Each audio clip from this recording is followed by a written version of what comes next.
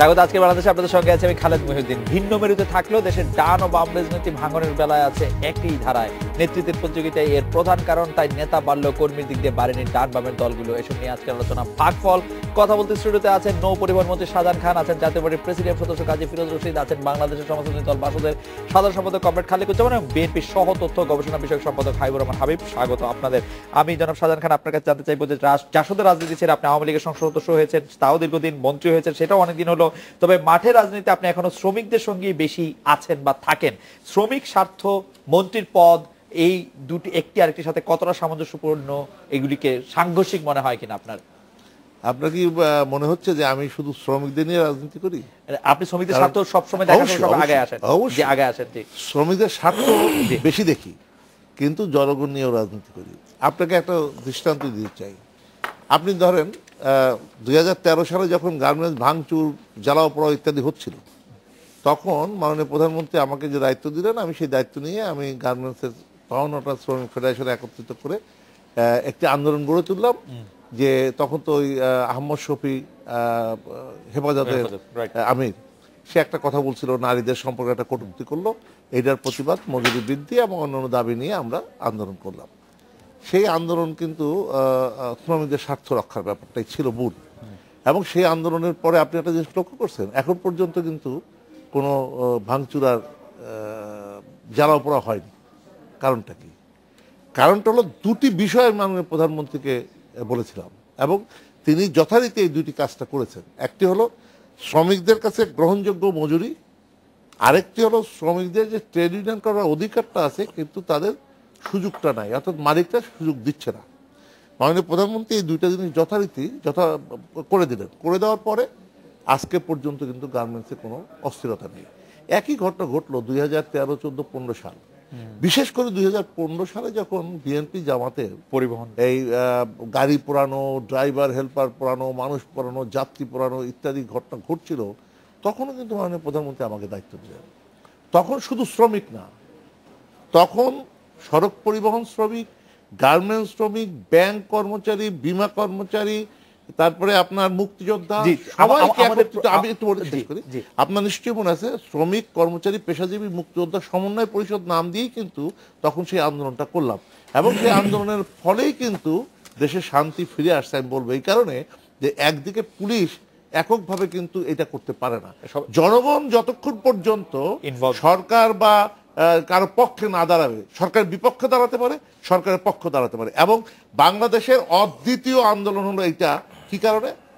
পৃথিবীর সব দেশে, আমাদের দেশেও সরকার বিরোধী আন্দোলন হয়েছে, কিন্তু কেউ কি বলতে পারবেন বিরোধী দলের বিরুদ্ধে আন্দোলন হয়েছে? জনগণের আন্দোলন, সেই আন্দোলন আমরা করেছি। জনগণের আন্দোলন বা রাজনৈতিক আন্দোলন, আমি শুধু শ্রমিকদের কথাই বলি না, সাধারণ মানুষ, মুক্তিযোদ্ধা। আমি যখন মাত্র 2.5 মাস পরে 3 মাস ছিলাম মুক্তিযুদ্ধ বিষয়ক মন্ত্রণালয়ে, তখন যে পরিবর্তনটা আমি এনে দিয়েছিলাম মুক্তিযোদ্ধা, তখন তো মুক্তিযোদ্ধা। যাই হোক, আমাদের এই আমরা আবার আপনার কাছে ফিরবো। আমি জানাব কাজী ফিরোজ রশিদের কাছে আসবো, কারণ আমরা আজকে দলের ভাঙা গড়া, জোটের ভাঙা গড়া নিয়েও একটু কথা বলতে চাই। জনাব কাজী ফিরোজ রশিদ, সম্প্রতি এরশাদ সাহেব তার উত্তরসূরি হিসেবে জিএম কাদেরের নাম ঘোষণা করছেন। এরশাদ সাহেবকে জাপার আজীবন চেয়ারম্যান থেকে যাবেন এবং এটাই আপনাদের কাঙ্ক্ষিত কিনা? ধন্যবাদ। এটা নির্ভর করবে তার উপরে, কারণ ওই পদের জন্য তো কেউ দরখাস্ত করবে না প্রার্থী হওয়ার জন্য। এই দেশে এই রেওয়াজ নেই। আপনি ইতিমধ্যে দেখেছেন বিএনপির একটি কাউন্সিল হবে, তার পূর্বেই ফর্ম কেনা হয়েছে যে চেয়ারম্যান এবং সিনিয়র ভাইস চেয়ারম্যান কী হবে, দুটো ফর্ম কেনা হয়েছে, তো জমা দিয়েছে। অর্থাৎ খালেদা জিয়ার জীবদ্দশায় বা শেখ হাসিনার জীবদ্দশায় বা এরশাদের জীবদ্দশায় আর কেউ ওই পদের দিক তাকাবে এরকম দুঃসাহস এই দেশে কারো নাই, ওই দল কইরা। আপনি বলতেন যে আমি হব, সেটা আপনার খুব সেফ সাইডে, আপনি একজন সাংবাদিক হিসেবে না। তা এত এইটা এই দেশে এই ধরনের কোনদিন কেউ চাবেও না, হবেও না। এরা যতদিন ইচ্ছা একটি কি যে একজন সরকারি কর্মচারী বা সামরিক কর্মকর্তা, তাদের কিন্তু একটা নির্দিষ্ট সময় থাকে কাজ করার এবং তারপরে তারা অবসর চলে যায়। কিন্তু একজন রাজনীতিবিদদের জীবনে কিন্তু কোনো অবসরের সময় আসে না। অর্থাৎ আমৃত্যু তাকে রাজনীতির মধ্যে থাকতে হয়। সে যতদিন ইচ্ছা, যেমন ভাষার হিসাব, বলার ভাষা নেই, আমৃত্যু রাজনীতি করে গেছেন। হোসেন শহীদ সোহরাওয়ার্দী বা বঙ্গবন্ধু বা শের বাংলা, অর্থাৎ যারা রাজনীতির মধ্যে থাকে তারা কখনো রাজনীতি থেকে অবসর নেয় না বা নিতে পারেন না। একবার এই চক্করে ঢুকে গেলে আর বেরোতে পারে না। তা আপনি আমাদের নেতার কথা বলছেন এরশাদ সাহেব, উনি যতদিন ভালো থাকবেন উনি এই পদেই থাকবেন। এখান থেকে আর কোনো ব্যক্তি নাই যিনি বলবেন যে আমি ওখানে ব্যক্তি যদি কোনো কথা বলেন তো তাকে নতুন একটা জাতীয় পার্টি করতে হবে, মানে জাতীয় পার্টি এর আগে আমরা যেরকম দেখেছি অনেক হচ্ছে। যেমন এখন আপনি ভাঙনের রাজনীতি যদি আমি একটু বলি, যে এই যে জেএসডি সম্প্রতিকালে যে ভাঙনটা আপনি প্রথম উচ্চারণ করলেন, এইটা স্বাভাবিক, কারণ বিপ্লব এবং অতি বিপ্লব এর একটি প্রসব বেদনা আছে এবং তারই বহিঃপ্রকাশ বারবার ঘটে এই সমস্ত ভাঙাচোরার মধ্যে দিয়ে। আমার বন্ধু খালিকুজ্জামান সব বসা আছেন, একসাথে রাজনীতি করছি, যুদ্ধ করছি, সবই হয়েছে। ওনারা কিন্তু স্বাধীনতার আগ পর্যন্ত আওয়ামী লীগের সাথে ছিলেন, অর্থাৎ বঙ্গবন্ধুর অনুসারী ছিলেন, তার নেতৃত্বে যুদ্ধ করছেন, তার কথা সব কিছু করছেন। স্বাধীনতার পরে যে কোনো কারণে হোক, নীতি আদর্শের প্রশ্নে হোক, তারা ভাগ করলো, জাসদ হলো এবং জাসদ ছাত্রলীগও একটা হলো। তারপরে কি হলো? তারপরে কিন্তু তারা ওখান থেকে ফিরে আসতে পারে নাই। এই যে করে ওইখানেই তারা সমাপ্ত ঘটে নাই, এখানের মধ্যেও তারা আবার অতি বিপ্লবী শুরু করে দিল, গণবাহিনী শুরু করলো। গণবাহিনী করে যে এক বিচারের থেকে যুদ্ধ করলাম, আমাদের উপরে অস্ত্র ধরলো। অসংখ্য আওয়ামী লীগের নেতা কর্মীদের হত্যা করা হয়েছে গণবাহিনী করে সবকিছু করে, আবার ভাঙাচোরা হয়েছে। আমি এক সেকেন্ডে শেষ করে দিচ্ছি।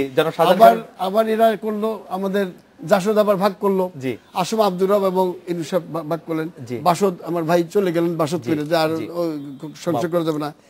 তারপরে অনেকদিন পরে এইবার এই 14 দলের মধ্যে থেকে, সরকারের মধ্যে থেকে আবার এই ভাগটা, তবে এই ভাগে একটি লাভ হয়েছে সরকার, সেটা হলো যে 14 দল ছাড়া 15 দল হবে।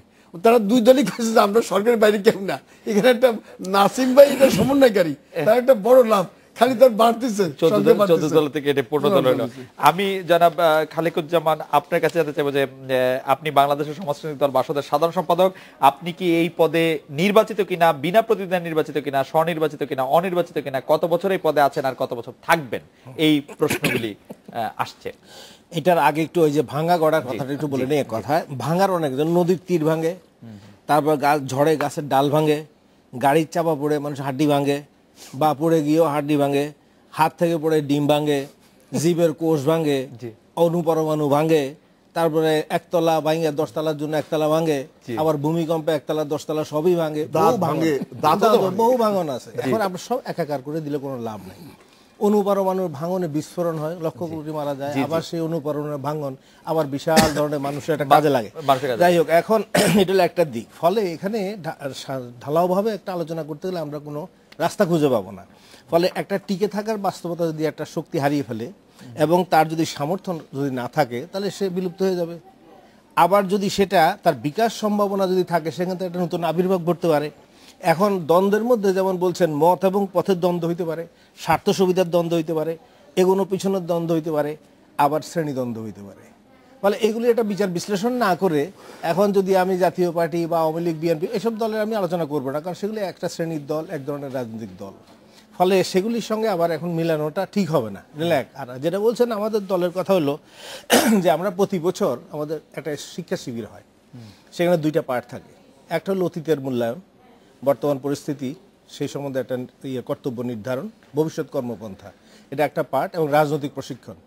এটা উনি তো ভালোই জানে, কারণ একসময় এগুলির সঙ্গে উনি পরিচিত ছিলেন। আরেকটা পার্ট থাকে যে নেতৃত্বের অনুমোদন, যে নেতৃত্ব আছে এটা আসলে থাকবে কি থাকবে না, বা এর পরিবর্তন প্রয়োজন কিনা, এর পরিবর্তন হয়। ফলে এটা হলো যে নির্ভর করে, যেমন আমরা আবার এই প্রথমে একটা সম্মেলন মানে কি, সেটা হলো যে একটা দল, সেটা তার একটা সারা দেশে, যেমন বাংলাদেশে 64টা জেলা আছে এবং প্রায় 450-এর উপরে উপজেলা আছে, প্রায় কয়েক হাজার আছে, ইউনিয়ন আছে। এখন এই সব জায়গায় সাংগঠনিক বিস্তারটা না ঘটলে, জনগণের সম্পৃক্ততা না ঘটলে, আনুষ্ঠানিক কংগ্রেস বা সম্মেলন যেটা হয় সেটা আমরা করি না। কিন্তু এটা যেমন আমরা আগামী বছর এটা করবো, কারণ ইতিমধ্যে আমরা সেই সামর্থ্যের জায়গায় চলে যাচ্ছি। কিন্তু এই যাবৎকাল প্রত্যেক বছর আমাদের এটা করতেই হয়, কারণ একটা অতীতের মূল্যায়ন করতে হয়। বর্তমান আপনি কত বছর এই পদে আছেন? সাধারণ এটা সম্পাদক বাংলাদেশ সমাজ এটা আমরা এখানে একটা যদি মানুষের বয়স প্রতি বছরই 1 বছর পর পর মূল্যায়ন করার ভিত্তিতে আছি। এখন সেটি এটা কত থাকার বছর কথা ধরে? না, সেটা সেটি হলো- কত বছর ধরে? সেটা তো একদম 80 সাল থেকে আসি জন্ম থেকে না, জন্ম থেকে শুধু কথা না, বাচ্চাদের জন্ম না এটা নাকি? নির্ভর করে কি 80 সাল থেকে 2016 সাল পর্যন্ত যে এটাও আবার আপনি একই এই পদে কথা বলছি, আছেন। একই পদ না, যেমন প্রথম সমন্বয়ক ছিলাম, তারপরে আবার সেখানে আবার আমি সাধারণ সম্পাদক সাধারণ সম্পাদক বেশি দিন নাই, কয়েক বছর ধরে আছি। আচ্ছা। তাহলে সেটা হলো একটা পরিস্থিতি, তবে এটাও একটু বলে রাখি, জি। কারণ একটা দলের যেমন সেটা শুধু একটা জটলা জমায়েত মানে একটা দল হয় না। একটা বিপ্লবী দল গড়ে ওঠার প্রাথমিক প্রক্রিয়া, সেটা অনেকদিন সময় লাগে একটা স্থিতি পেতে, একটা ফাউন্ডেশন পেতে। যখন সেই স্থিতিতে এসে যায়, তারপরে আমরা যেমন আমাদের সংবিধানের পর প্রতি 5 বছর যখন পর শুরু করেছিলেন তখনকার 5 বছর পর পর স্থিতিতে যাওয়ার পথে একটু এগুলেন কিনা? সেটা তো একটা বাস্তব স্বাভাবিক, নাহলে আমরা কেন এখন নির্ধারণ করলাম যে আচ্ছা। প্রতি 5 বছর পর খালিদ পর ভাই, আমি এখন আপনার কাছে আবার আসছি, আমরা যেহেতু একটু এগিয়েছি। জনাব হাবিবুর রহমান হাবিব, আমি মূল আলোচনা যাওয়ার আগে একটি বিষয় আপনার কাছে একটু জেনে রাখি যে অনুপস্থিতির কারণে, আপনাদের অনুপস্থিতির কারণে কিন্তু দশম সংসদ নির্বাচন প্রতিদ্বন্দ্বিতাহীন হয়েছিল। আপনার সেটিকে প্রতিদ্বন্দ্বিতাহীন নির্বাচন বলে এটিকে বলেছেন যে এটা আসলে কোন নির্বাচন না, বিএনপির চেয়ারপারসন, বিএনপির সিনিয়র ভাইস চেয়ারম্যান যে আসলে প্রতিদ্বন্দ্বিতাহীন বিনা প্রতিদ্বন্দ্বিতা নির্বাচিত হয়, সেটি কেমন লাগে, মানে ওকে যে তাদের ক্ষেত্রে? আপনাকে ধন্যবাদ, আপনার মাধ্যমে দর্শক শ্রোতাদেরকে ধন্যবাদ জানাচ্ছি এই অনুষ্ঠান দেখার জন্য। আপনি যে কথাটা আমাকে বললেন এর উত্তর আমি কোন ভাবে দেবো? আমি একটি জানি না। দলের চেয়ারপারসন বা সিনিয়র ভাইস চেয়ারম্যান নির্বাচন আর একটা দেশের রাজনৈতিক অঙ্গনে নির্বাচন, জাতীয় সংসদ নির্বাচন এক জিনিস না। এখন আপনাকে যদি আমি প্রশ্ন করি যে দশম জাতীয় সংসদ নির্বাচনে শুধু কি বিএনপি যান নাই? বাকিরা বিএনপির ভয়েও যায় না কেউ কেউ। না, আপনারা তো নির্বাচন প্রতিহত করার ঘোষণা দিয়েছেন। 40টা নিবন্ধিত রাজনৈতিক দল, জি 28টি যায় নাই, জি এক বিএনপি যায় নাই তা তো না। এবং ওইটা নির্বাচনটা ছিল, আপনাকে আমি বলি যে আমি দায়িত্ব নিয়েই বলতে চাই, ওই নির্বাচন বিএনপি যায় নাই অনেকে অনেকভাবে বলতে চাই, কিন্তু আমি এটুকু নির্দ্বিধায় বলতে চাই, ওই নির্বাচনে যদি বিএনপি যেত বা 4 দলের জোট যেত, শাহজাহান ভাইরা এমপি থেকে নির্বাচন করতেন, সমস্ত প্রশাসন তাদের পক্ষে কাজ করত, তারপরেও আমি বলবো ওই নির্বাচনে 4 দলের জোট জয়লাভ করতো। তার কারণ এর আগে যে 5টি সিটি কর্পোরেশন জয়ী হতে নির্বাচন চান হয়েছিল, না, আপনারা জয়ী হতে না চান সেটা না, মানে আপনার বক্তব্য না, বোঝা আমার গেল যে বক্তব্য বিএনপি জয়ী আমাকে হতে বলতে চায় দেন। না, বিএনপি জয়ী হতে না, চায় না। বিএনপি জয়ী হতে চায়। আমি বললাম জয়ী এই জন্য হতো যে তার আগে 5টি সিটি কর্পোরেশন নির্বাচনে তাহলে গেলেন না কেন? আওয়ামী লীগের অধীনে নির্বাচন করে কিন্তু ব্যাপক ভোটে জয়লাভ করেছিল এবং গেলেন না 1 লক্ষ ভোটে ব্যবধান জিতছিল। তাহলে গেলেন না কেন? যায় নাই এই কারণে যে 1996 সালে 1991 সালে যে নির্বাচনটা হয়েছিল, সেই নির্বাচনটা ছিল নিরপেক্ষ সরকারের অধীনে, তত্ত্বাবধায়ক নিরপেক্ষ সরকার না। 2015 এবং সালের নির্বাচনে 2096 সালে মাগুরার একটা নির্বাচন এবং মিরপুরের একটা নির্বাচন ভাই, কেন্দ্র করে 2014 সালের নির্বাচনে কেন না যান না নাই? কেন গেলাম না সেখানে 96 সালে সেই নির্বাচনে তখন না, না, 96 সালে খবরটা আমাকে জানি বলতে আমরা। দেন, জি, ক্লিয়ার জি। না করতে দিলে হবে না তো। জি। সেই নির্বাচন তখন তো আপনাদের গঠন, আমাদের সংবিধানে তখন তত্ত্বাবধায়ক সরকার বলে কোনো জিনিস ছিল না। আওয়ামী লীগ, জাতীয় পার্টি, জামাত মাগুরার একটা নির্বাচনকে কেন্দ্র করে তার সংসদ থেকে পদত্যাগ করলো 28 তত্ত্বাবধায়ক সরকারের জন্য আপনারা 28 নির্বাচনে যান নাই। ডিসেম্বর। হ্যাঁ, তত্ত্বাবধায়ক সরকারের জন্য বেগম আপনারা খালেদা নির্বাচনে- জিয়া সেটি পরে বাধ্য হয়ে আলাদা নির্বাচন, উনি পরিষ্কার। নির্বাচন করতে বাধ্য হয়েছিলেন তত্ত্বাবধায়ক সরকার সংবিধানের সংশোধন করার জন্য। আপনারা- বেগম খালেদা জিয়া তত্ত্বাবধায়ক সরকার সংবিধানের আপনাকে- সংশোধন করার মধ্য দিয়ে দেশের মানুষকে নির্বিচারে তাকে ভোট দেওয়ার ব্যবস্থা করেছিলেন। সেই ভোট জনগণ যেন দিতে পারে তার ইচ্ছা মতো, সেই সন্দেহ ছিল বিধায়ী জনগণের। বেগম সুতরাং আপনারা খালেদা জিয়া নির্বাচন- প্রধানমন্ত্রী হতে পারতেন, বাট উনি প্রধানমন্ত্রী হওয়ার জন্য উনি রাজনীতি করেন না, উনি জনগণের ভোটের অধিকার ফিরিয়ে, যেমন 96 সালে তত্ত্বাবধায়ক সরকার সংবিধান সংশোধন করেছিলেন, ওই কারণেই মূলত উনি নির্বাচন হাবিব ভাই, অংশগ্রহণ করেন। খুবই দারুণ বলেছেন আপনি, মানে এতটাই দারুণ যে মানে আমি এটা নিয়ে আসলে বিস্তারিত একদিন আলোচনাই করতে চাই। আমরা একটা বসেন, বিরতি নিতে সারাদিন হবে। বসেন, আমরা যদি আলোচনা করি। আমরা একটা বিরতি নিচ্ছি, তারপরে সেটা আলোচনা করতেই হবে। জনাব শাহজাহান খান, আমি আপনার কাছে জানতে চাইবো যে সদ্যই ভাঙনের পর আপনি একসময় জাসদ করেছেন, সদ্যই ভাঙনের পর 2 জাসদই 14 দলের সরকারি জোটে থাকার বিষয়টি নিশ্চিত করেছে। আপনারা কি 2 জাসদকেই সঙ্গে রাখবেন? হাসান আল কিন্তু জাসদের ভাঙনে জঙ্গিবাদী ও জামায়াতের ষড়যন্ত্র দেখছেন, তাহলে কেউ না কেউ তো আসলে ষড়যন্ত্র করছেন। 2 জনকেই একসাথে কি জোটের মধ্যে রাখবেন বা সেই রাখার প্রক্রিয়াটা কি, সেটি একটু আপনার কাছে শুনবো। আমরা একটা বিরতি নিয়ে ফিরছি আপনার কাছে।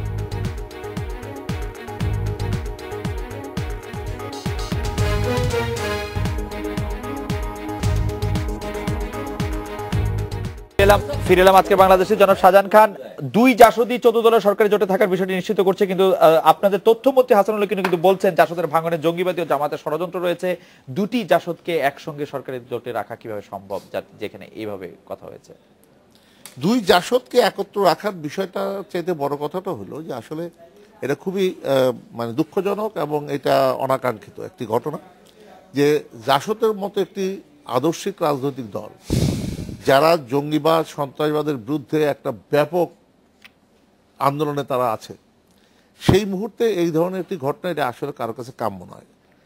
তবে একটা বিষয় হলো যে আমাদের দেশের রাজনীতির ধারা তো আছে কয়েকটি, একটি হলো যে ভোগের রাজনীতি, একটি হলো ত্যাগের রাজনীতি, তারপরে আদর্শের প্রশ্নে আমরা কিন্তু আবার দেখি যে এই আদর্শের কোথাও যদি কেউ একটু বিচ্যুত ঘটায় সেখানেও একটা বিরোধ সৃষ্টি হয়, এবং এইগুলো সাধারণত আমরা যারা, আবার জামান ভাই এটা কিছু মনে করেন না, তাত্ত্বিক রাজনীতি আমরা যারা করি বেশি তাত্ত্বিক, তাদের মধ্যে কিন্তু ভাঙনটা এবং বিরক্ত বেশি, কারণ এত তত্ত্ব আমরা আওড়াই যার সঙ্গে হয়তো জনগণের সম্পৃক্ততা খুব কম। সেজন্য আপনি বুর্জোয়া রাজনীতি চলে গেছেন।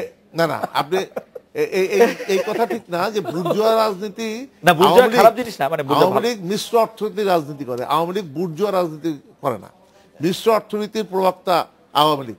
সুতরাং আওয়ামী লীগ একটি গণতান্ত্রিক দল, জাসদও কিন্তু একটি গণতান্ত্রিক দল ছিল, তবে সেখানে কিছু হয়তো এমন কিছু ঘটনার প্রেক্ষিতে যে যেটা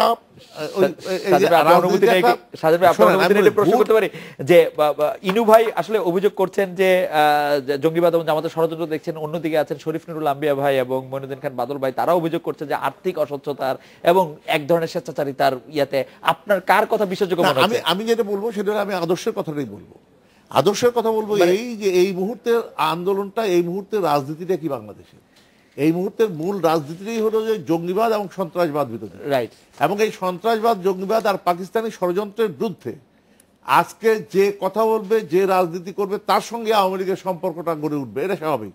এটা আজকে যদি মনে করে যে উনি স্বাধীনতার পক্ষের একজন মানুষ, উনিও যদি আওয়ামী লীগের সঙ্গে সম্পৃক্ত হয়ে আন্দোলনকে আরো জোরদার করতে চান, করতে পারেন। বিএনপিও তো মুক্তিযুদ্ধের সব পক্ষের একজন না, বিএনপি জামাতকে সাথে নিয়ে মুক্তিযুদ্ধের কথা বলা, এটা আপনি কি নির্বাচনী জোট? আপনি জামাতের নির্বাচনী জোট? না নির্বাচনী জোট না, যদি নির্বাচনী জোট হবে তাহলে এই কথাটা কেন আসবে যে জামাত 2013 সালে একটা হরতাল, ডেটটা আমার মনে নেই, একটা হরতাল যখন ডাকলো তখন বিএনপি তাকে সমর্থন দিল। সাংবাদিক আপনারা প্রশ্ন করলেন আপনারা কেন সমর্থন দিলেন, বললো আমরা এটা নৈতিক সমর্থন দিয়েছি।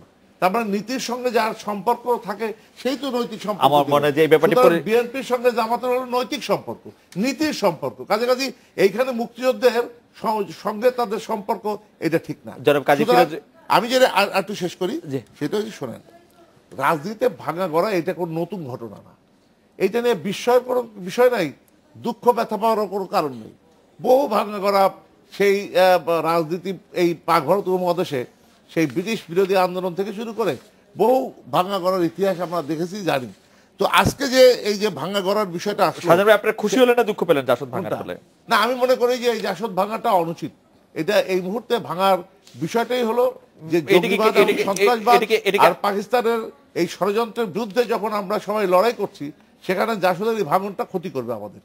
আমি সেটাই বলতে চাই, এটা আপনাদের ক্ষতি করবে বলে মনে করছেন? জনাব কাজী ফিরোজ রশিদ, আপনি কি আসলে মনে করেন যে জাসদের কোন রকম বাংলাদেশের রাজনীতিতে এখন কোন রকম কোন ক্ষতি করার, উপকার করার কোন শক্তি আছে?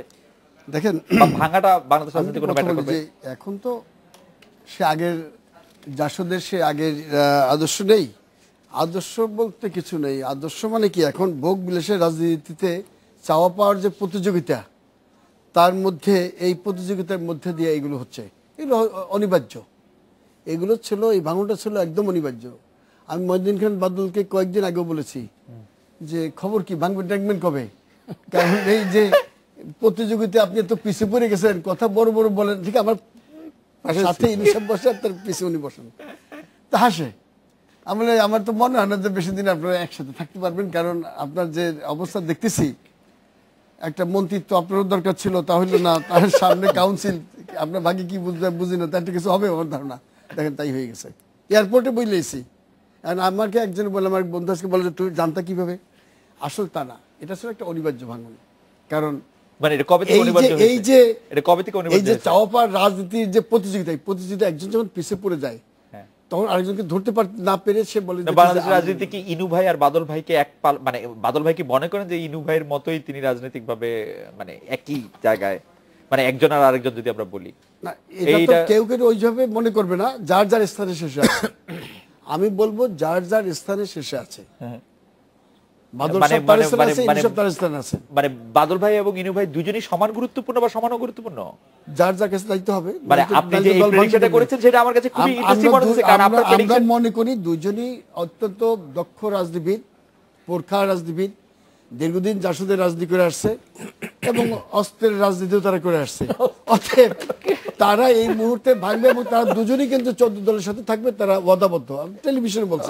তাহলে তো আর কোনো এবং এখানে সবচেয়ে মজার ব্যাপার হচ্ছে যে আওয়ামী লীগের কোনো ক্ষতি হচ্ছে না, দলের সংখ্যা কি বাড়ছে, বিএনপি যেমন 22-23 দল করে ফেলেছে, আওয়ামী লীগও আস্তে আস্তে আমার মনে হয় যে আরো কিছু ভাঙন দলের মধ্যে জোট বাড়বে।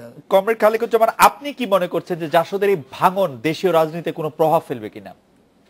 কোন প্রভাব সেটা তো ওনারা নিজেরাই বলবেন, বা ইতিমধ্যে বা যেমন আপনি বিশ্লেষণ আমরা করতে যেটা পারেন। কিছু দেখেছি, যেমন একটা বলছেন যে ওরা কি অবস্থা থাকবেন। একটা হলো যে আপনি ছোট শরিকের ভিটি বাড়ে না, ঘর টিকে না বলে এটা প্রবাদ আছে। আর তাছাড়া সেটা বলছেন যে এটা কি ওনারা ইঞ্জিনের পেছনে বগি হবেন নাকি ব্রেক হবেন, বা এটা কি ইয়ে হবেন, এগুলো নিয়ে কিছু বিতর্ক তাদের আছে। তো সেটা আলাদা কথা, এবং ওনারা বলবেন। আমি এর আগে বলেছিলাম যে এটা আমাদের বুঝতে হবে যে কি ধরনের দ্বন্দ্ব আদর্শিক, যেটা আমাদের মন্ত্রী সাহেব বলছেন যে তাত্ত্বিক বিতর্ক বেশি হলে দল টল ভাঙে, কিন্তু মুশকিল হলো আমাদের আসলে তত্ত্বগত কোনো চর্চা বা তাত্ত্বিক বিতর্কটা এই দেশে খুব একটা হয় নাই। এটা দেখাইতে পারবেন না, কারণ বিশেষ যেমন ধরেন একটা সাধারণ আজকে কার্ল মার্কসের হলো মৃত্যু দিবস, কিন্তু মার্কসের অর্থনীতির উপরে তার রাজনীতি সমাজতন্ত্র নিয়ে কোনো বিতর্ক কি হয়েছে দেশে?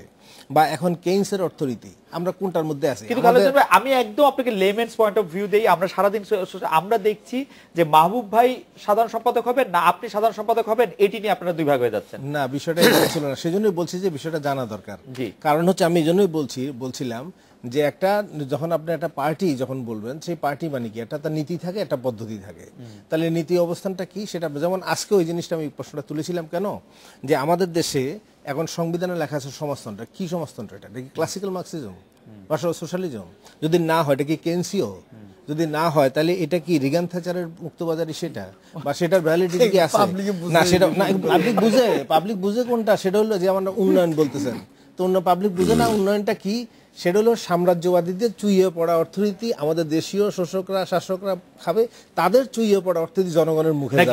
কিন্তু আমি বলতে চাই, আপনি যে সংবিধানের সমাজতন্ত্র লিখে রাখলেন, সেই সমাজতন্ত্র দিয়ে শাহজাহান ভাই কি বুঝতেছেন, আপনি কি বুঝতেছেন, আমরা কি বুঝতেছি, এটা কিন্তু আপনাদের কাছে আমি একটু শুনতে চাইবো। খালিকুজ্জামান ভাই, আমি এটা শেষ করে দেই। কারণ হচ্ছে যে এটা কেন বললাম যে যদি তাত্ত্বিকভাবে এটা বিতর্ক, মানে কি রাজনীতিটা কি? রাজনীতি হচ্ছে জনগণকে শিক্ষিত করা, জনগণের কাছে শিক্ষা গ্রহণ করা। তাহলে জনসাধারণ বুঝে না কথাটা ঠিক না, আসলে আমরা বুঝতে পারি না, মানুষ না বুঝলে দেশ স্বাধীন হবে। এই ক্ষেত্রে আমার একটি প্রশ্ন আছে, সেই প্রশ্নটি আমি করতে চাই। আগে হাবিবুর রহমান হাবিব ভাই আপনার কাছে আসতে চাইবো যে সামনে আপনাদের দলীয় কাউন্সিল, অনেক সিনিয়র নেতাই বলছেন গঠনতন্ত্র ত্যাগ ক্ষমতা বলে বেগম খালেদা জিয়া যেখানে যে যাকে খুশি যে পদে খুশি তাকে সেভাবে নিযুক্ত করবেন কাউন্সিলরদের ভূমিকা তাহলে আপনি কিভাবে বিশ্লেষণ? না, এটা তো খুব পরিষ্কার। কাউন্সিলররা আমরা দেখেছি আর কি, আওয়ামী লীগেও একই ঘটনা ঘটবে। না না, বিএনপির প্রসঙ্গটা যদি থাকে হাই ভাই প্লিজ, বিএনপির প্রসঙ্গটা যদি থাকে। বিএনপির গঠনতন্ত্রে আছে যে কাউন্সিলররা চেয়ারপারসন কে নির্বাচন করবেন, এবং চেয়ারপারসন এবার আমাদের আরেকজন যোগ হয়েছে ভাইস চেয়ারম্যান। জি, সিনিয়র ভাইস যোগ হয়েছে, হ্যাঁ, সিনিয়র ভাইস চেয়ারম্যান যোগ হয়েছেন। জি, এখন কাউন্সিল অধিবেশন আমাদের হবে, কাউন্সিল অধিবেশনে আমাদের কাউন্সিলরা ওখানে বসে, যেহেতু আমাদের গঠনতন্ত্রে আছে যে দলীয় চেয়ারপারসন উনি পরবর্তী কমিটিগুলি সাজাবেন। আচ্ছা, এটা আমাদের গঠনতন্ত্রে আছে, লুকোচুরি কোনো ব্যাপার নেই। না না, তারপরেও এই গঠনতন্ত্রে এরকম একটা জিনিস থাকা একটি দলকে গণতান্ত্রিক বলা যায় কিনা? না, থাকা এটা কোনো না, এটা কোনো অমূলক কিছু না। এটা আমি এবং এখানে গঠনতন্ত্র থাকা সত্ত্বেও কিন্তু কাউন্সিলররা বলবেন, ওই দিন জিজ্ঞাসা করা হয়, কাউন্সিলর কিন্তু বলবেন যে ম্যাডাম আপনি যেভাবে মনে করেন সুন্দরভাবে দলটা সাজান। এটা হলো বাস্তবতা, আমি অনৈতিক বা অবাস্তব কোনো কথা বলতে চাই না। এখানে আমি আপনাকে একটু কথা বলতে চাই, আমি একটু সাধারণ ভাই যে একটা কথা বলেছেন, এই জোট সম্বন্ধে যে কথাটা আপনি বলেছেন, যে বিএনপি শুধু জামাতের সাথে জোট করে নেয়, বিএনপির সাথে কিন্তু আওয়ামী লীগের সাথে 5 বছর যিনি মন্ত্রী ছিলেন দিলীপ বড়ুয়া, তার দল থেকেও ভাগ হয়ে গিয়ে কিন্তু বিএনপির সাথে শরিক হয়েছে একটি।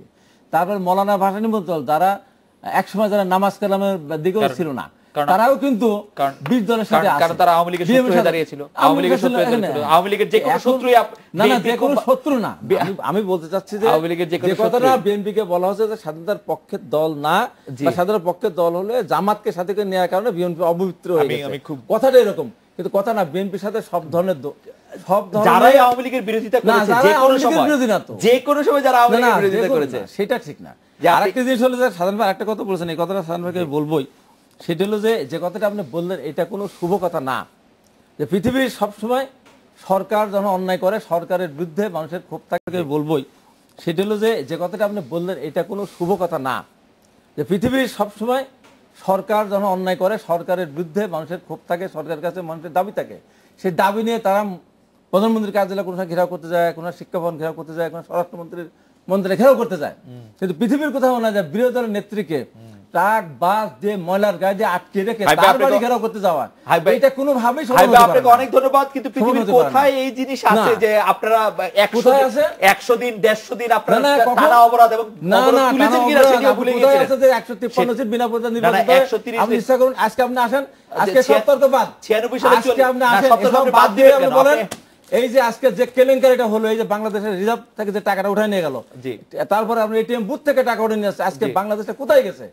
আমরা ওই জায়গাটা আপনি হিসাব করতে খালি জানেন না, জানেন হাই না ভাই, এগুলি আপনার আপনি- রাজনৈতিক কারণে ব্যবহার করছেন, আপনি রাজনৈতিক খুব ভালো কারণে করেই না, জানেন যে রাজনৈতিক কারণে আপনি- না। আপনি খুব ভালো করেই আজকে জানেন এই আমেরিকা, জিনিসটা- জার্মানি, রাশিয়ার না, মতো না। দেশ থেকেও টাকা হ্যাক না, করা না, হচ্ছে। টাকা হ্যাক করতেছে আপনারা ঘুরে ফিরে চলে যান রাশিয়া জার্মানের ওদের না, না, আপনি পৃথিবীর কথা আপনি বলছিলেন, হাই ভাই। হাই ভাই, আমাদের পৃথিবীর কথা- কত? পৃথিবীর সেটা কথার আপনি কথা হিসাব আপনি করবেন না? বলছিলেন। পৃথিবীর কথার কথা তারপর আপনি আমাদের বলছিলেন। দেশের মতো এরকম অনৈতিক কোথায় আছে? আমার আজকে চিন্তা করেন, কি বলছেন আপনার অর্থমন্ত্রী কি বলেন? বোগাজ এবং স্টুপিড ছাড়া যিনি গালি দেন না। আজকে আমার তো মনে হয় ভয় হচ্ছে কি জানেন, এই যে বাংলাদেশ থেকে যেভাবে এটিএম বুথ থেকে টাকা তুলে নিয়ে যাচ্ছে, আর আপনার এই যে যেভাবে রিজার্ভ থেকে টাকা যদি 5টা যদি 25টা দিত, তাহলে আমার কত টাকা যেত? আমার মনে হচ্ছে যে আমি এটা অন্যভাবে বলতে চাচ্ছি যে আমাদের মাননীয় অর্থমন্ত্রী উনি যে কখন গায়েব হয়ে যাবেন, এই যে এটিএম বুথ থেকে টাকা ওঠানো এবং এর থেকে, কিন্তু হাই ভাই, এটাই কিন্তু আমার সন্দেহ হাই হচ্ছে। ভাই, আমরা একটা মানে আমি আমরা একটা- একটা বিরতি নেই। বিএনপি রাজনীতি এখন বেশিরভাগ সময় হয়ে গিয়েছে যে এই আওয়ামী লীগের বিভিন্ন রকম কাজে কর্মের সমালোচনা করা আওয়ামী লীগের- এবং এক ধরনের মানে আওয়ামী লীগের সমালোচনা করার দরকার লাগে না তো। এবং আওয়ামী আমরা- লীগ যতগুলো অপকর্ম করে যাচ্ছে একের পর এক, আমরা একটা হলমার্ক দেশ হাই ভাই- থেকে শুরু করে, হাই ভাই, আমরা একটা আওয়ামী লীগের বিরতি তো নেই। এখন এই মুহূর্তে রাজনৈতিক কথা জনগণের সামনে তো বলারই সুযোগ নেই। হাই ভাই, আমরা একটা বিরতি নেই। বিরতির পর ফিরে এসে জনাব শাহজাহান খান আপনাকে আজকের বিষয়ের প্রতি একটু দৃষ্টি আকর্ষণ করব। যদি অর্থমন্ত্রী বলেন যে তিনি আসলে জানেন না যে কেন এইরকমটি হচ্ছে, কত বড় এবং দুঃসাহস। একের পর এক যদি এই কথা বলা থাকে, সংসদে যদি বলা হয় বেসিক ব্যাংকের দুর্নীতি সম্পর্কে কথা, এবং আপনারা সংসদ সদস্যরা যদি বলেন যে বেসিক ব্যাংকের চেয়ারম্যানকে শেয়ার কেলেঙ্কারি আসলে থেকে ধরা শুরু যায় করে না, কি না হচ্ছে দেশে? এইটা যদি সংসদ সদস্য আলাপ করেন, তাহলে সেই ক্ষেত্রে আপনাদের কি ব্যাখ্যা থাকে? আপনারা জনগণের কাছে আসলে কি বলেন জনপ্রতিনিধি হিসেবে, সেটা আমার একটু জানতে ইচ্ছা করে। আমরা একটা বিরতি নিয়ে ফিরছি আপনাদের কাছে।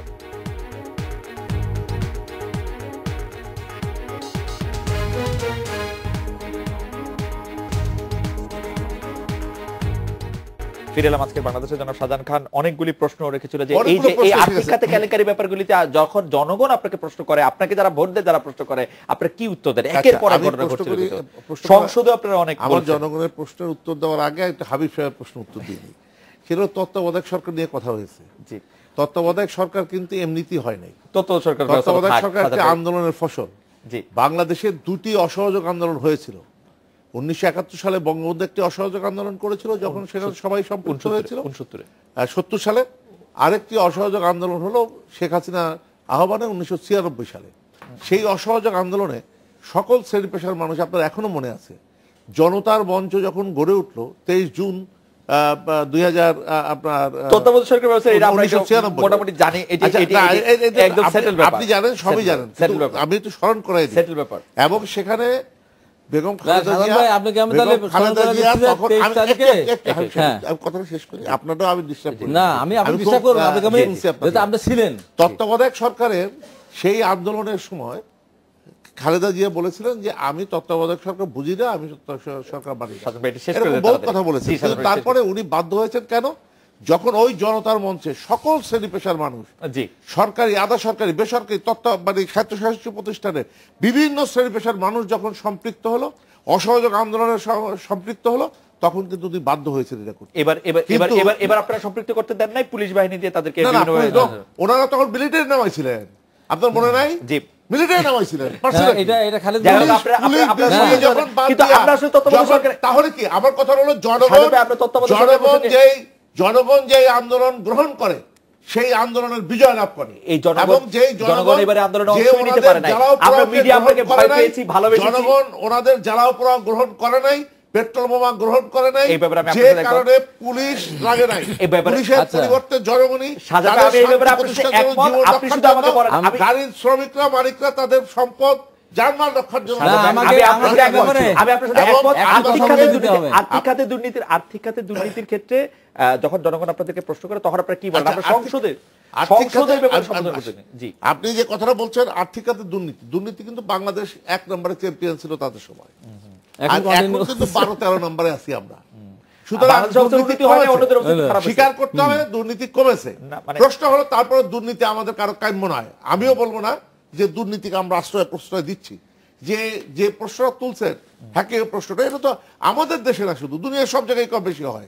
তবে আমাদের অর্থমন্ত্রী যে সবই জানতে হবে এমনও কিন্তু কোনো কথা নেই। যে বাংলাদেশ ব্যাংকের গভর্নর তাকে না, জানাই না। জানাবে না, এরকম কথা হয়। সেই জন্যই তো উনি তো পরিষ্কার বলেছেন, উনি তো এখানে কোনো ছাপাই গান নাই, উনি বলেছেন তাদের বিরুদ্ধে ব্যবস্থা নেওয়া হবে।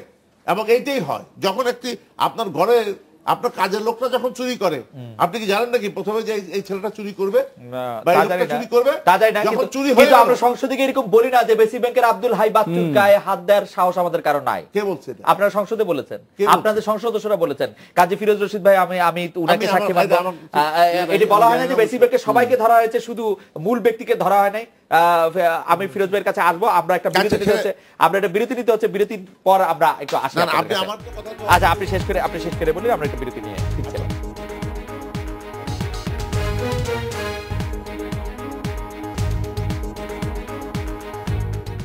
ফিরে এলাম আজকের বাংলাদেশে। জনাব শাহজাহান খান, আপনি আপনার বক্তব্য শেষ করুন। আমি বলছিলাম যে জামানুল একটা ভালো কথা বলছে, সাম্রাজ্যবাদের চুয়ে পড়া অর্থনীতি এটা একটা সিস্টেমের মধ্যে দিয়ে কেউ কেউ খায়, আর ওদের চুয়ে পড়া অর্থনীতি হলো জনগণ খায়। যেভাবেই খাক না কেন, বাংলাদেশ এখন অর্থনৈতিকভাবে এগিয়ে গেছে এবং নিম্ন আয়ের বাংলাদেশ এখন নিম্ন মধ্য আয়ের বাংলাদেশ হয়েছে। মাথাপিছু আয় বেড়েছে $523 থেকে এখন $1316। বৈদেশিক মুদ্রা রিজার্ভ বেড়েছে 6 বিলিয়ন থেকে 28 বিলিয়ন মার্কিন ডলার।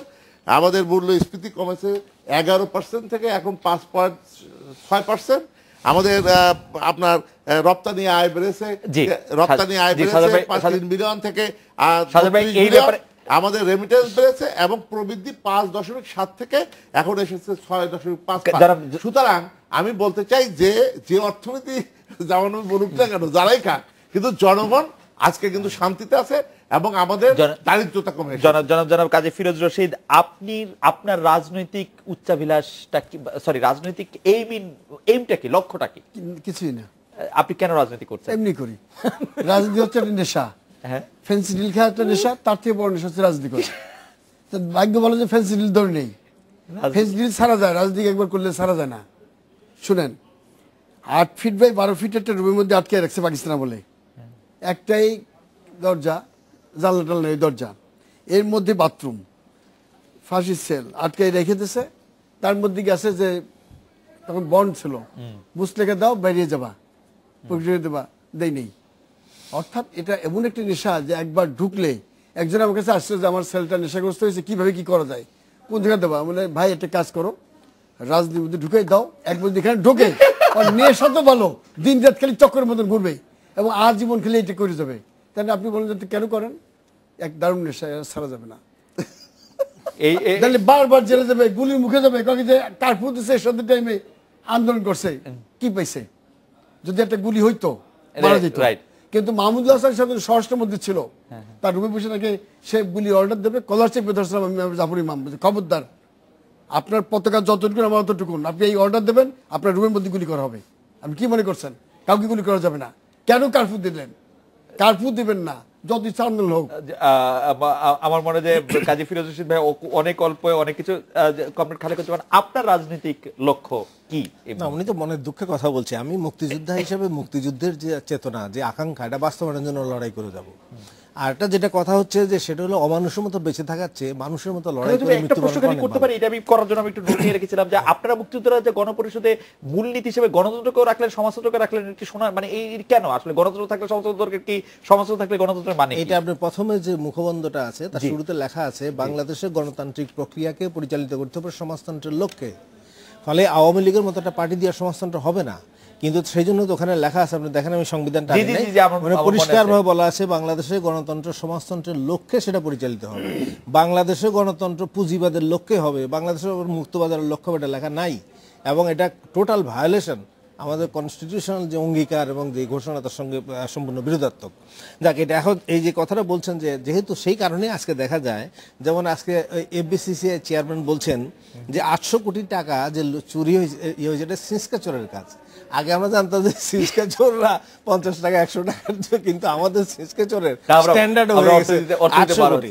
এবং যে অর্থমন্ত্রী নাকি বলছে উনি জানেন না, তো উনি 4,500 কোটি টাকা ব্যাংকে, না জানার একটা অপরিসীম ক্ষমতা আছে, উনি অনেক কিছু জানেন। বলছেন যে এটা কোনো টাকাই না।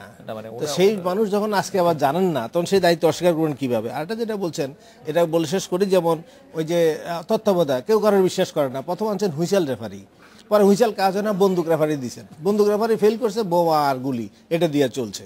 তো এখন চট দখলের লড়াইয়ে চলে গেছে, এটার মধ্যে আর কোনো গণতন্ত্র নাই, সেখানে ইয়েও নাই। আর যে কথাটা আসছে আদর্শবাদী রাজনীতির যে কথা, সেই আদর্শের রাজনীতিটা শেষ হয় নাই, হবেও না, কারণ এই বাংলাদেশ এটা লড়াইয়ের মধ্য দিয়ে, সংগ্রামের মধ্যে, আত্মত্যাগের মধ্যে দিয়ে আসছে। সেজন্য আমি বলছি যে এখনো আসলে আপনি বলছেন যে আপনি মুক্তিযুদ্ধের লক্ষ্যে রাজনীতি করে যাবেন, আমরা 30 সেকেন্ড একটু বলবেন যে মুক্তিযুদ্ধের লক্ষ্যে আপনারা আসলে মুক্তিযুদ্ধের ঘোষণাটা কি সেটা আমি সময় নাই বলে বলি। আমরা বলছি সাম্য, মানবিক মর্যাদা, সামাজিক সুবিচার, এদের শুরু, এবং স্বাধীনতার পরে মানবিক মর্যাদা, সামাজিক সুবিচার, এই ঘোষণা দিয়ে যুদ্ধ শুরু হয়েছে, মানে এগুলি তো, এবং এটা বলছি 69 সালে আওয়ামী লীগ সমাজতন্ত্রের পক্ষে। আমরা খুবই সৌভাগ্যবান যে শেষ করে দিই, তিনজনই, তাহলে এটা আমরা বলছি যে এখনো সে আদর্শের মুক্তিযুদ্ধের মধ্য দিয়ে দেশ স্বাধীন হয়েছে, আকাঙ্ক্ষা মরতে পারে না। এটা আমরা বলছি এখনো ছাত্র যুব সমাজ, আপনি জাগরণ মঞ্চে দেখছেন, আগামী 21 তারিখে আসেন ঢাকা বিশ্ববিদ্যালয়ে, দেখবেন যে এখনো সেই আদর্শের রাজনীতি, সাম্য, সামাজিক ন্যায়, এই সম্পর্কে কিছু শুনবো। হাবিব ভাই, আপনি যদি একটু বলতেন যে আপনার রাজনৈতিক লক্ষ্য কি, বা আপনি রাজনীতি কি হতে চান বা কি করতে চান? আমার রাজনৈতিক লক্ষ্য হলো একটি, যেটা মানুষের পক্ষে কিছু কাজ করা। এই সমস্যা সংকুল দেশে যদি আমি রাজনীতির মধ্য দিয়ে যদি দেশের অগ্রগতি এবং সামাজিক যে অবস্থাটা আছে, দুরবস্থা, এই দুরবস্থা যদি আমরা একটা মুক্ত হতে পারি, সামনে দিকে এগিয়ে যেতে পারি। আমি এখানে একটি কথা আপনাকে বলে, আপনি বললেন 3 জন মুক্তিযোদ্ধা, হ্যাঁ আমি মুক্তিযোদ্ধা, কিন্তু ছোট মুক্তিযোদ্ধা। আচ্ছা, আমি ওর স্বাধীনতার বিরোধী লোক না, মুক্তিযোদ্ধার পক্ষে ইন্ডিয়াও গেছি, দেশের ভিতরে করছি। যাই হোক, এখন আমার কথা হলো যে আমি এই প্রশ্নটা একটি কথা বলে আমি আপনার প্রশ্নের মধ্যে শেষ করে লম্বা করবো না। সাধারণত যে কথাটা বললেন, আমরা এই বিতর্কের দিকে আমরা যেতে মোটেও চাই না, কিন্তু আপনি যে কথাটা বললেন যে সেই সময় নেমে এসেছিল 1996 সালের জনতার মঞ্চে সমস্ত লোক আসছিল, আমি সংক্ষেপে শেষ করি, এখানে সবাই যদি নেমে আসতো, একটি জিনিস আপনাকে বলে, এত কিছু করার পরেও কিন্তু বিএনপি 116টি আসন পেয়েছিল, এবং আওয়ামী লীগও এককভাবে রাষ্ট্রীয় ক্ষমতা যেতে পারে না। সবচেয়ে কলঙ্কিত দেখেন, বিএনপি রাষ্ট্রীয় ক্ষমতা যেতে পারে নাই এককভাবে, জামাত কিন্তু বিএনপির সাথে নির্বাচন করে নাই, এককভাবে বিএনপি নির্বাচন করে 116টি আসন পেয়েছিল। পক্ষান্তরে আওয়ামী লীগ এককভাবে নির্বাচন করে তারা ক্ষমতায় যেতে পারে নাই। আওয়ামী লীগ এককভাবে না, আওয়ামী লীগের সাথে আরো কেউ ছিল, সম্ভবত আমি এই মুহূর্তে বলতে পারতেছি না। আওয়ামী লীগ লাস্ট পর্যন্ত সরকার গঠন করার জন্য যে স্বৈরাচারের বিরুদ্ধে 9 বছরে আমরা আন্দোলন করেছিলাম, শত শত মানুষের রক্তদানের মধ্য দিয়ে গণতন্ত্র উদ্ধার করেছিলাম, এবং দুর্নীতিবাজ বিশ্বব্যাপী খ্যাত আওয়ামী লীগের সময় হাসান হাফিজুর রহমানের যে নামটা দিয়ে গিয়েছিল, সেই এরশাদের জাতীয় পার্টির সাধারণ সম্পাদক আনোয়ার হোসেন মঞ্জুকে নিয়ে সরকার গঠন করেছিল। আপনাকে ধন্যবাদ। আমি সাধারণ না থাকলে 116টা আসন থাকতো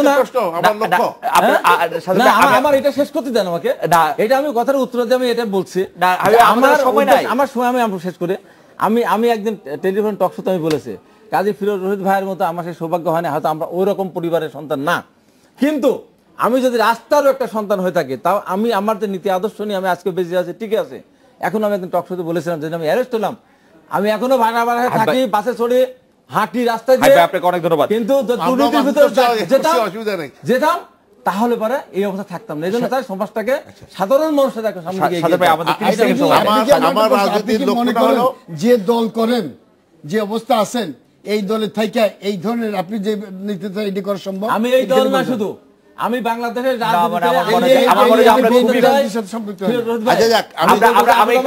রাজনৈতিক লক্ষ্য রেখে শুনি, আমার লক্ষ্য পরিষ্কার, ছাত্র জীবন থেকে শুরু করে আমি পারিবারিক সূত্রে কিন্তু রাজনীতির উত্তরাধিকার একজন।